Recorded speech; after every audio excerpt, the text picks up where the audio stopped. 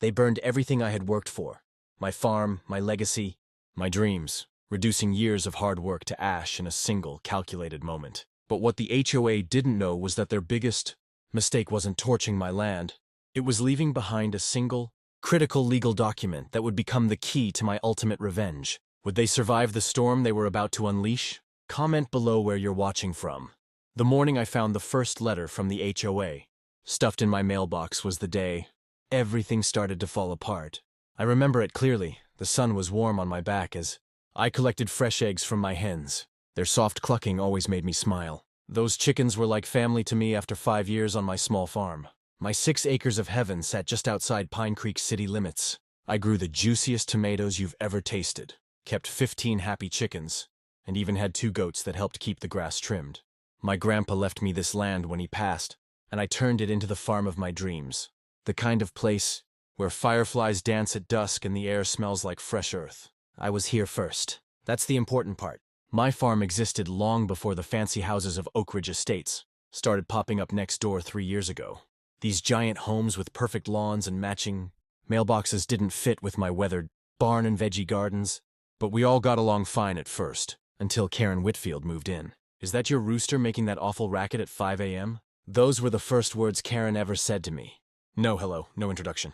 Just complaints about my animals. She stood at our property line in pressed white pants and a blouse that probably cost more than my monthly grocery bill. "That's Harold, and he's just doing his job," I explained with a smile, trying to be neighborly. "Farm animals make noise sometimes. That's country living."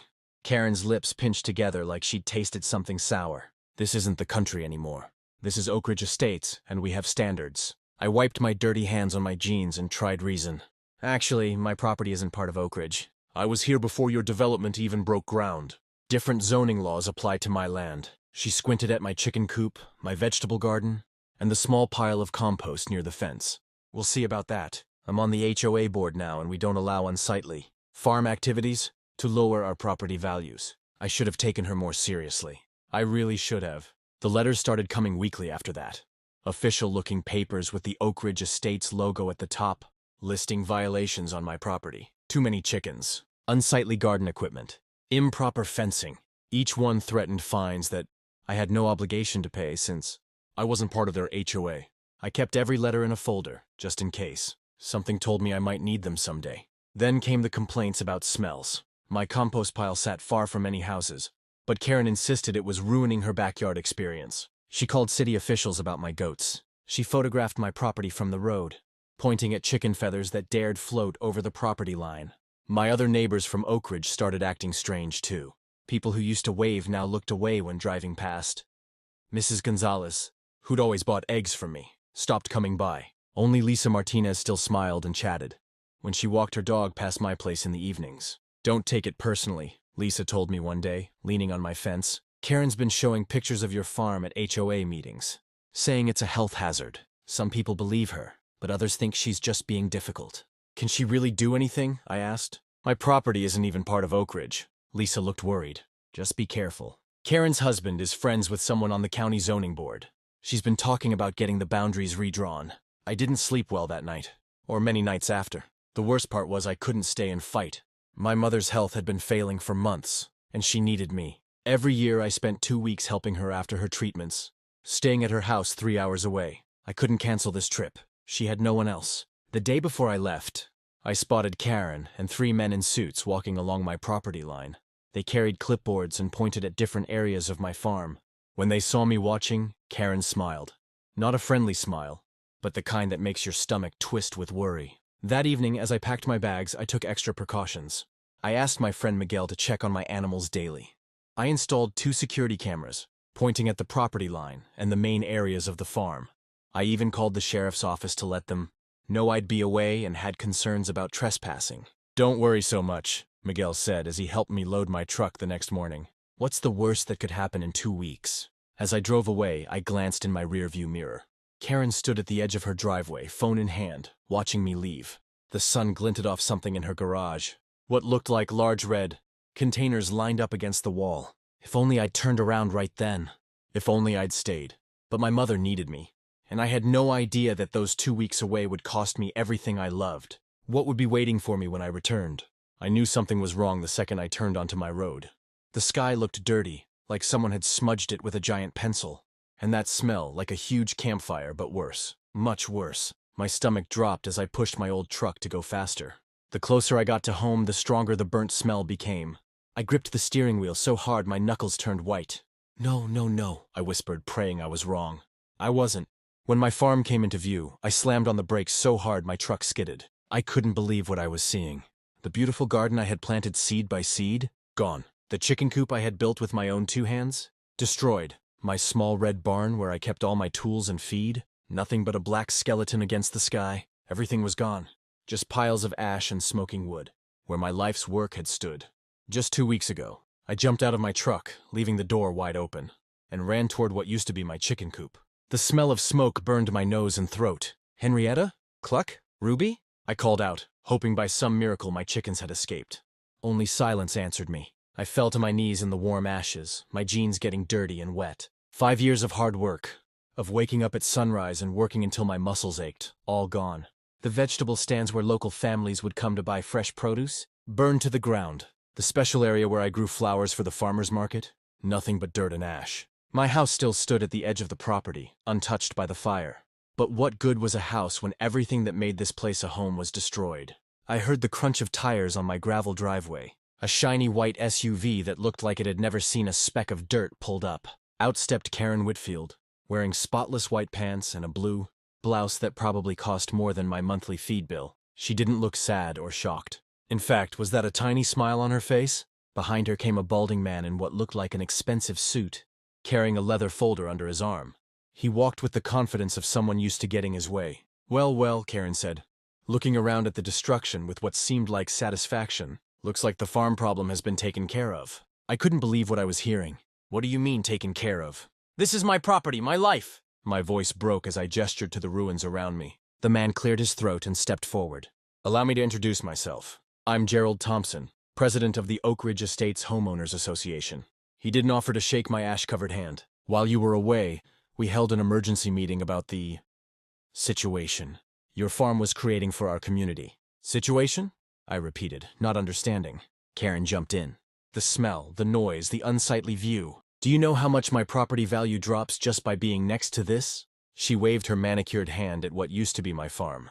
We've had complaints from every homeowner on this side of the development. Gerald nodded. We sent you 3 notices over the past week. I was taking care of my sick mother, I shouted, feeling my face get hot. I've been gone for 2 weeks. Not our problem, Karen said with a shrug. You should have made arrangements. Gerald opened his leather folder.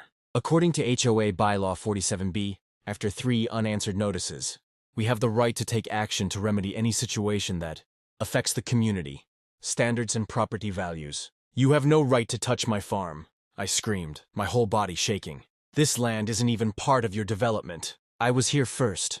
Karen's smile grew wider, showing perfect white teeth. Actually, the county rezoned this area last month. Your little farm is now officially part of Oak Ridge Estates. Which means, she paused for effect, you're subject to our rules now.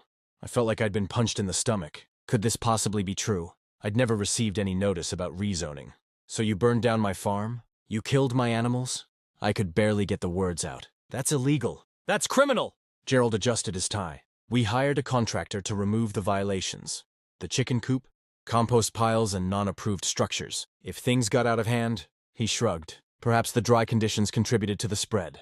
I looked behind them and saw other neighbors from the development had gathered at the edge of my property. Some looked uncomfortable, avoiding my eyes. Others were nodding in agreement with Karen and Gerald. You can't do this, I said, my voice suddenly calm as shock set in.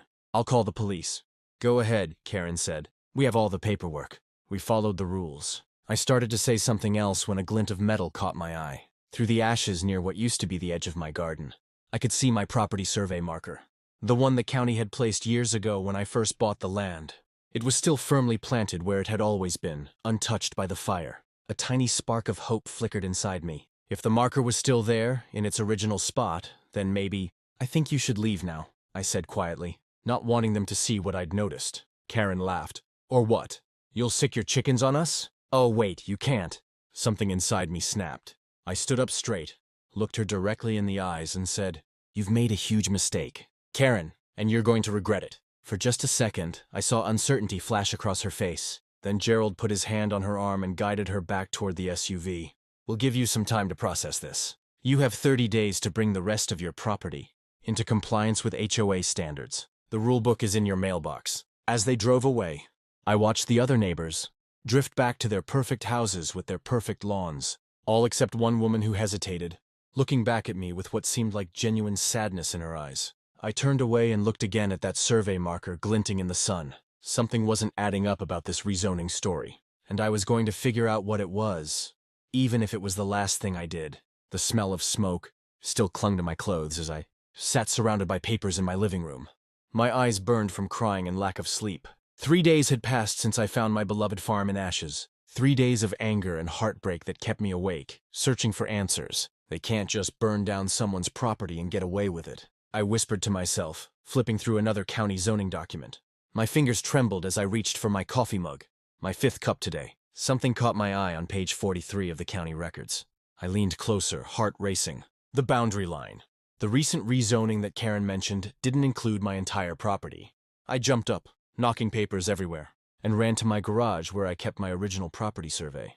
Under the dusty plastic cover was the answer I needed. The creek that ran along the eastern edge of my property formed a natural boundary that the rezoning specifically excluded. I pulled out my phone and scrolled through pictures of my farm before it was destroyed. The chicken coop, the vegetable garden, my small barn, all were on the eastern side of the creek. They burned down property that wasn't even in their jurisdiction, I gasped. I needed more proof. I called the county office as soon as they opened. This is Maggie from the county recorder's office, a friendly voice answered. Maggie, I need confirmation about the rezoning of county Road 16 properties last month, I said, my voice urgent. Specifically the boundary line formed by Willow Creek. Oh, that rezoning was very specific about natural boundaries, Maggie replied.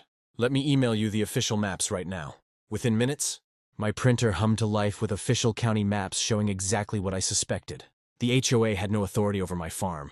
None at all. I didn't waste time changing clothes. Still in my wrinkled t-shirt and jeans, I grabbed my documents and drove straight to the county sheriff's office. I'd like to report illegal destruction of property, I told the deputy at the front desk. His eyes widened as I explained what happened and showed him my evidence. Ma'am, this is serious, he said, calling over another officer. We need to take your statement and these documents. 2 hours later, I walked out with a case number and a promise of investigation. But I wasn't done. I knew the Oak Ridge Estates HOA held their monthly meetings on Thursday evenings. Today was Thursday. I stopped at the copy shop to make duplicates of all my documents, then drove home to shower and change. Tonight would be important. I put on my best jeans and a clean button-up shirt. Nothing fancy, but respectable. As I combed my wet hair, I practiced what I would say. At exactly 7 p.m., I walked into the Oak Ridge Estates Community Center. About 30 people sat in neat rows facing a long table where Karen and Gerald sat with 3 other board members. Karen was in the middle of complaining about someone's unapproved mailbox color when she spotted me. This is a private meeting, she snapped, cutting herself off mid-sentence. I smiled and walked to the front of the room.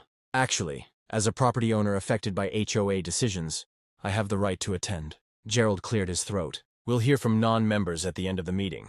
What I have to say can't wait, I replied, my voice steady despite my pounding heart. I turned to face the homeowners. Did you all know that your HOA burned down my farm illegally? And that you might be personally liable for the damages? The room fell silent. I could hear the air conditioning humming. That's not true, Karen said, her face turning red. Your property was rezoned.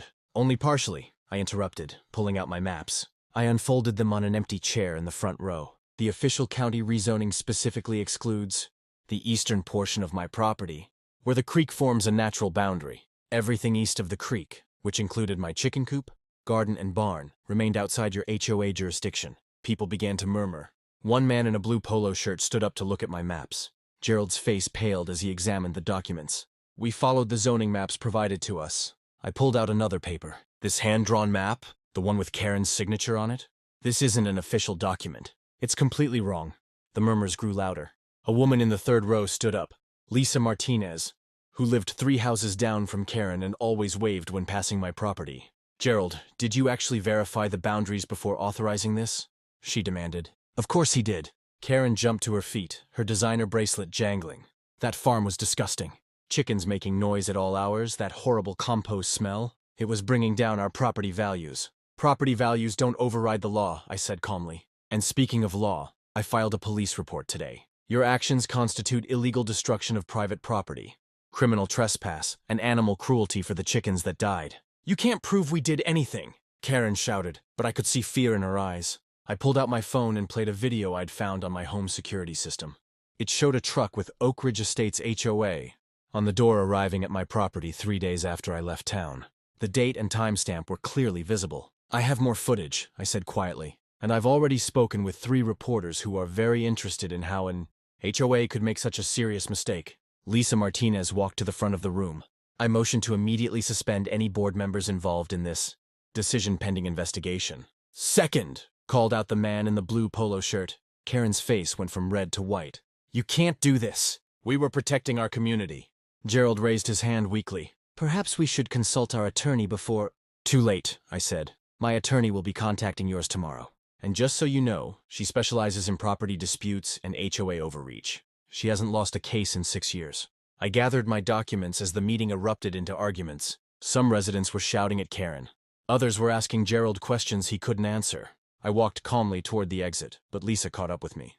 I'm so sorry about your farm, she said, touching my arm. Not all of us are like Karen. Thank you, I replied. But this isn't over. They destroyed something precious to me, and they need to make it right. As I drove home, my phone rang. The caller ID showed County Sheriff's Office. Ma'am, the deputy said when I answered, we've found something interesting in the fire inspector's report. The blaze wasn't started by the HOA contractors. Someone used gasoline to accelerate it. We're treating this as possible arson. My hands gripped the steering wheel tightly. Arson? Who would do that? But deep down, I already had my suspicions. What else would the investigation uncover? And how far had Karen really gone to get rid of my farm? I woke up to the sound of my phone buzzing like crazy. 20 missed calls. The first one was from Lisa Martinez. Have you seen the news? She asked when I called back. Your farm is the top story on every channel. People are furious about what the HOA did. I turned on the TV and saw my burned farm on the screen. The reporter stood right where my chicken coop used to be. My hands shook as I turned up the volume. Local farmer returns home to find property destroyed by neighboring HOA in what legal experts are calling a clear case of overreach and possible criminal action, the reporter said. My doorbell rang. A different reporter stood there with a camera crew. Can you tell us how it felt to see your farm destroyed? She asked, shoving a microphone in my face. Word spread like wildfire. By noon, my quiet country road was lined with news vans. My phone wouldn't stop ringing. Neighbors I'd never even met called to offer help. Someone started an online fund for me. That hit $10,000 in just 3 hours. I sat at my kitchen table with my cousin Janet, the attorney. She spread out maps and documents. The HOA messed up big time, she said, circling the creek on the map. This natural boundary is clearly marked in the rezoning paperwork as the limit of their control. Everything east of the creek, which includes most of your farm, was never under their power. So they burned down property they had no right to touch, I asked. Exactly. And that's not just a civil issue. That's criminal destruction of property. Janet helped me file a lawsuit naming the HOA, Gerald, and Karen personally. The sheriff delivered their court papers that same afternoon. I watched from my window as Karen received hers. She threw a fit right there on her front lawn, screaming that I was the one breaking rules, not her. That evening, my phone rang again. It was Tom Baker, who lived 3 houses down from Karen. You need to see something, he said. I have security cameras that point toward your property. I caught something disturbing. Tom sent me a video. The timestamp showed 6 a.m. on the day my farm burned down. A familiar white SUV parked near my property line. Karen got out carrying something in her hands. Was that a gas can? I didn't think much of it until I heard what happened, Tom said. I've already called the police. Before I could process this, someone knocked on my door. It was Gerald, looking like he hadn't slept in days. The HOA board had an emergency meeting, he said, his voice shaky. They've removed me as president. Everyone's panicking about your lawsuit. They should be, I replied. Gerald looked down at his shoes. They want to settle. They're offering $50,000 to rebuild. I laughed. My attorney says this is worth 10 times that amount. Please, Gerald begged. Many homeowners had nothing to do with this decision. They'll lose their homes if you push this. You should have thought about that before burning down my farm. Gerald wiped sweat from his forehead. That's the thing. The HOA only approved removing your compost pile and chicken coop. We hired contractors to do it properly. But then something happened. What do you mean? Karen kept saying the contractors were moving too slowly. She disappeared for an hour that morning. When she came back, she seemed excited. The fire started 30 minutes later. My mind raced back to Tom's video. Karen with the gas cans. Are you saying Karen started the fire herself? I asked. Gerald's face went pale. I didn't say that. But the contractors swear they didn't start it, and Karen's been acting strange ever since. After Gerald left, I called Janet again. She arrived within the hour, bringing a private investigator named Mike. If what Gerald hinted at is true, we need to collect evidence quickly, Mike explained. Security footage, witness statements, anything that shows Karen's movements that day. The next morning, I found a note slipped under my door. Check the pond behind Karen's house. Look for evidence. It wasn't signed. Mike and I walked around the neighborhood pond. In the reeds, partially hidden, were 2 empty gas cans. Don't touch anything, Mike warned, taking photos. He called the police immediately. That afternoon, the police got a search warrant for Karen's home and car. I watched from across the street as they carried out bags of evidence. Karen stood in her driveway screaming that I was framing her. Later, Lisa came over with dinner. The HOA is falling apart, she said. Half the board has resigned. People are talking about dissolving it completely. What about my farm? I asked. People feel terrible. There's talk about a community rebuild. The next day, a local farmers market group arrived with seedlings and offers to help replant. A contractor offered to rebuild my chicken coop for free. The outpouring of support was overwhelming. But that night, things took another turn. My security camera caught someone sneaking onto my property at 2 a.m. It was Karen, placing something near what remained of my barn. When police arrived, they found a half-empty bottle of lighter fluid. The officer looked grim. We're taking her in for questioning. As dawn broke, I sat on my porch looking at my destroyed farm. The land looked dead, but I knew that with care, it could grow again. Just like my fight against the HOA, what looked like certain defeat was turning into something else entirely. My phone buzzed with a message from Janet. Turn on your TV now. The local news was showing Karen being led away in handcuffs. The reporter's voice was clear. HOA resident arrested on suspicion of arson in connection with farm property destruction. Gerald's car pulled up. He stepped out holding a thick folder. What you don't know, he said, handing me the folder, is that Karen has been trying to buy your land for months. There are plans to expand Oak Ridge Estates. Guess who's the silent partner in the development company? I opened the folder and saw Karen's name on the business papers. Next to it was a map showing luxury homes plotted over what used to be my farm. Was this about neighborhood standards? Or was it about greed all along? I couldn't sleep that night after Gerald's strange visit. What did he mean about how the fire started? At sunrise, I walked through the ashes of my beloved farm one more time, when something caught my eye. A glint of metal near where my back fence had stood. My security camera. I had completely forgotten about the small, weatherproof camera I'd installed last year after some local kids had stolen vegetables. With shaking hands, I retrieved the damaged but intact camera. Could it have captured what really happened?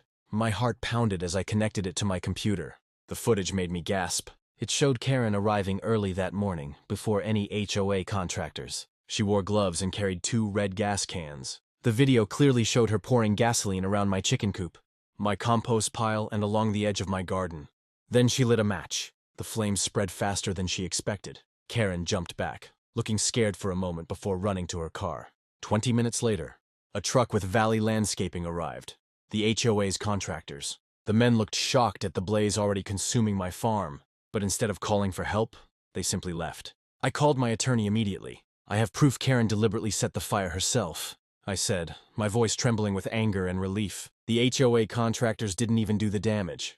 They just saw it happening and left. This changes everything, my attorney said. This isn't just property damage anymore, it's arson.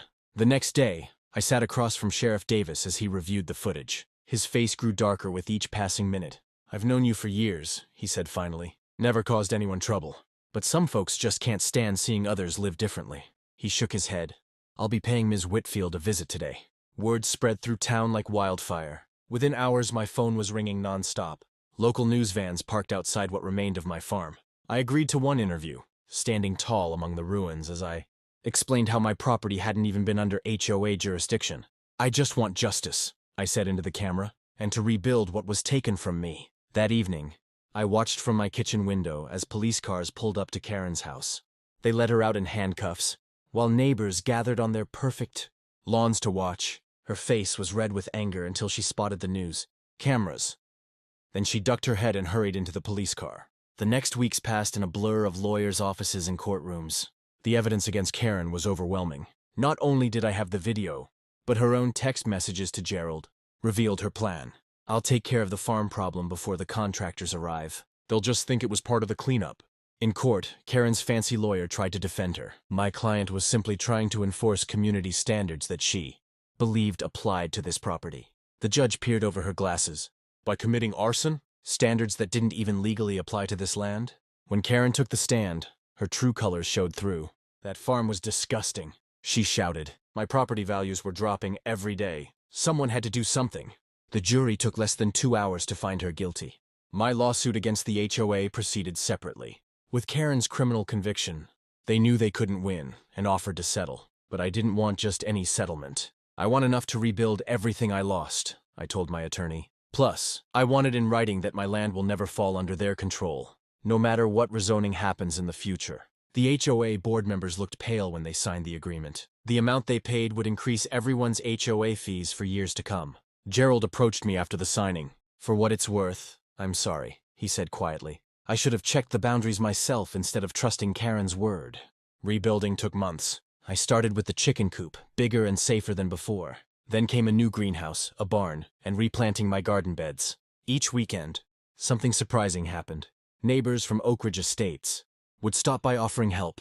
I always liked your farm, one woman admitted as she helped plant tomato seedlings. Karen didn't speak for all of us. Lisa Martinez became a regular visitor, bringing her kids to learn about growing vegetables. The HOA isn't all bad, she explained one day. I've been elected the new president, and we're changing the rules. More sustainability, less control. 6 months after the fire, I held an open house at my rebuilt farm. To my amazement, half the neighborhood showed up, curious to see what I'd created. Children squealed with delight at the friendly chickens. Adults admired the neat rows of vegetables and the solar panels on my new barn. Is it true you're going to teach gardening classes? One man asked. I nodded. Every Saturday morning. Free for anyone who wants to learn. A year to the day after I found my farm in ashes, I stood watching the sunrise over my thriving land. The garden was more productive than ever. My new heritage chickens laid eggs with deep orange, yolks that neighbors now lined up to buy. The greenhouse allowed me to grow vegetables year-round. The same TV reporter who had covered the fire returned for a follow-up story. How do you feel now, looking at all you've rebuilt? She asked. I smiled, watching bees buzz around my flowering apple trees. I learned that good fences and proper property surveys make good neighbors, I said, but also that one person's hatred doesn't define a community. As for Karen, after serving her sentence, she sold her house at a loss and moved away. The young family who bought it now brings their children to my weekend gardening classes. The HOA still exists, but under Lisa's leadership, it's focused on community building rather than control. They even partnered with me to create a neighborhood farmers market in the park. That one legal detail Karen forgot to check, the property line that my farm technically stood outside of, didn't just save my land. It transformed an entire community and taught us all what really matters.